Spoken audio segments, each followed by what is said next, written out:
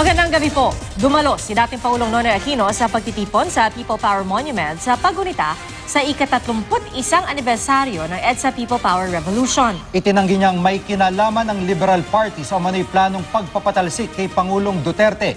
At mula sa People Power Monument nakatutok live si JP Soriano.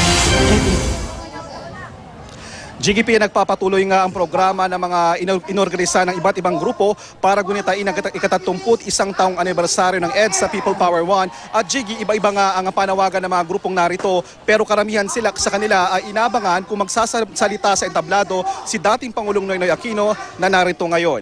At GGP kanina nga sa kanya nga pagdalo nga sa pagdiriwang ng ika-31 anibersaryo ng People Power Revolution, itinanggi ni dating Pangulong Noynoy Aquino na ang Liberal Party ang nasa likod ng umano'y planong pagpapatalsik kay Pangulong Rodrigo Duterte. Naniniwala ang dating Pangulo GGP na political persecution ang ginawa ng pamahalaan kay Senador Laila de Lima.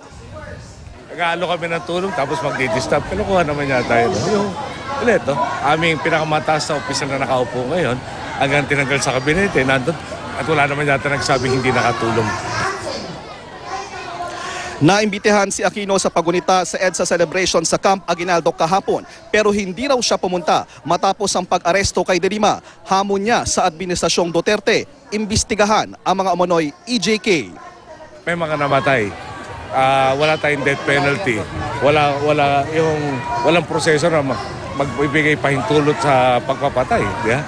So, hindi ba obligasyon ng gobyerno malaman lahat itong mga pumatay na ito at mausig dahil bawal yung pagpatay?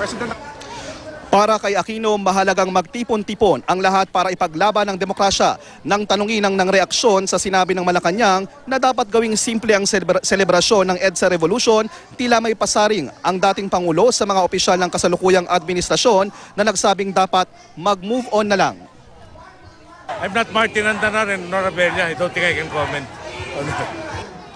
Dumalo rin sa pagtipon ng ilang kaalyado ni Aquino sa Liberal Party, ilang performers at miyembro ng Bantayog ng mga Bayani Foundation. At GGP kanina nga nagkaroon ng konfrontasyon matapos tangkain ng ilang miyembro ng Duterte Youth na lumapit sa People Power Monument, bit-bit pa ang isang banner na nagsasabi ng suporta kay Pangulong Duterte. Sinubukan daw umanong kunin ang banner ng ilang realista kaya't nagkainitan at nagkatulakan. Buti na lang naagapan ng mga anti-riot police at hindi nagpang-abot ang dalawang grupo. At yan muna ang latest mula rito sa EDSA People Power. Balik ko na sa iyo, Pia Jiggy. Maraming salamat, JP Soriano.